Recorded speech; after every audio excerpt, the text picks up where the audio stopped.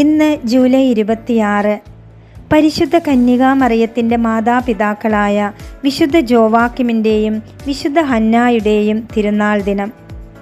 വിശുദ്ധ ബൈബിളിൽ ഇവരുടെ പേരുകൾ നേരിട്ട് പരാമർശിക്കുന്നില്ലെങ്കിലും 1-ാം നൂറ്റാണ്ടിലെ വിശുദ്ധ യാക്കോബിൻ്റെ സുവിശേഷം എന്ന പ്രാരംഭ ക്രിസ്തീയ ഗ്രന്ഥങ്ങളിലൂടെയാണ് ഇവരുടെ ചരിത്രവും പേരുകളും തലമുറകളിലേക്ക് കൈമാറ്റം ചെയ്യപ്പെട്ടത്. ദാവീദിൻ്റെ വംശത്തിൽപ്പെട്ട ആളായിരുന്നു വിശുദ്ധ ജോവാക്കിം. വിശുദ്ധ ഹന്ന ലേവി വംശജയും. ദൈവഭയത്തിലും പ്രാർത്ഥനയിലും ജീവിച്ചിരുന്ന ഇവർ തങ്ങളുടെ വരുമാനത്തിൻ്റെ ഒരു പങ്ക് പാവപ്പെട്ടവർക്കും ദേവാലയത്തിനും നൽകിയിരുന്നു. വർഷങ്ങളോളം ഇവർക്ക് കുട്ടികളില്ലായിരുന്നു. അക്കാലത്തെ യഹൂദ ആചാരപ്രകാരം മക്കളില്ലാത്തത് ദൈവശിക്ഷയായി കണക്കാക്കപ്പെട്ടിരുന്നു. ഇതിനാൽ ദേവാലയത്തിൽ അർപ്പിക്കാൻ കൊണ്ടുവന്ന കാഴ്ച വസ്തുക്കൾ പോലും ഒരിക്കൽ നിരസിക്കപ്പെട്ടു.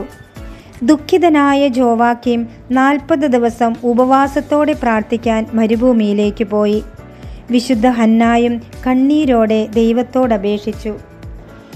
ഇരുവരുടെയും പ്രാർത്ഥന കേട്ട ദൈവം ഒരു മാലാഖ വഴി അവർക്കൊരു സന്ദേശം നൽകി. ലോകത്തിന് മുഴുവൻ അനുഗ്രഹമായി തീരുന്ന ഒരു മകൾ അവർക്ക് ജനിക്കുമെന്നും അവളെ ദൈവത്തിന് സമർപ്പിക്കണം എന്നുമായിരുന്നു മാലാഖ അറിയിച്ചത്.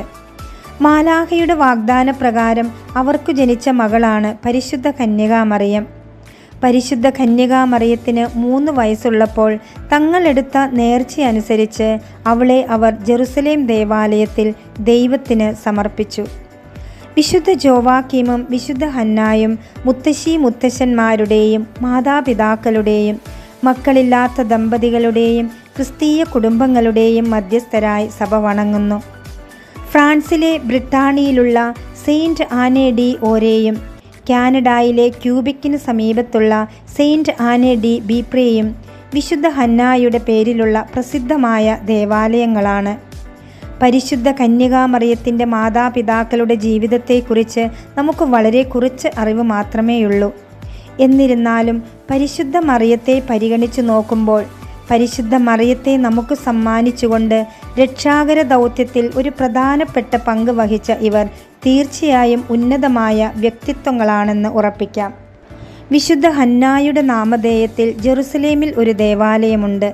ഇത് വിശുദ്ധരായ ജോവാക്കിമിൻ്റെയും വിശുദ്ധ ഹന്നായുടെയും ഭവനമിരുന്ന സ്ഥലത്ത് തന്നെയാണെന്ന് വിശ്വസിക്കപ്പെടുന്നു. ഈ ദമ്പതിമാരുടെ ഭവനത്തിൽ വെച്ചാണ് പരിശുദ്ധ കന്യകാമറിയം ദൈവമാതാവാകുവാനുള്ള ദൈവീക പരിശീലനം നേടിയത്. പരിശുദ്ധ മാതാവിനോടുള്ള ക്രൈസ്തവരുടെ സ്നേഹത്തിൻ്റെ ഒരു വിപുലീകരണമാണ് ഈ ദമ്പതിമാരോടുള്ള നമ്മുടെ ഭക്തി. എത്ര വലിയ പ്രതിസന്ധികളിലും ദൈവത്തിലുള്ള വിശ്വാസം കൈവിടാതിരുന്നാൽ ദൈവം നമ്മെ അനുഗ്രഹിക്കും എന്ന വലിയ സന്ദേശമാണ് ഈ വിശുദ്ധ ദമ്പതികളുടെ ജീവിതം നമ്മെ പഠിപ്പിക്കുന്നത്. യേശുക്രിസ്തുവിൻ്റെ അമ്മയായ പരിശുദ്ധ മറിയത്തെ ദൈവഭയത്തിൽ വളർത്തിയെടുക്കാൻ കാണിച്ച ആ ക്ഷമയും പ്രാർത്ഥനാ ജീവിതവും നമ്മുടെ കുടുംബങ്ങളിലും ഉണ്ടാവട്ടെ.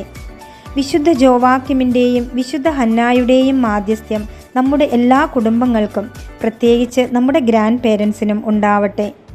എല്ലാവർക്കും വിശുദ്ധ ജോവാക്കിമിൻ്റെയും വിശുദ്ധ ഹന്നായുടെയും തിരുനാൾ മംഗളങ്ങൾ.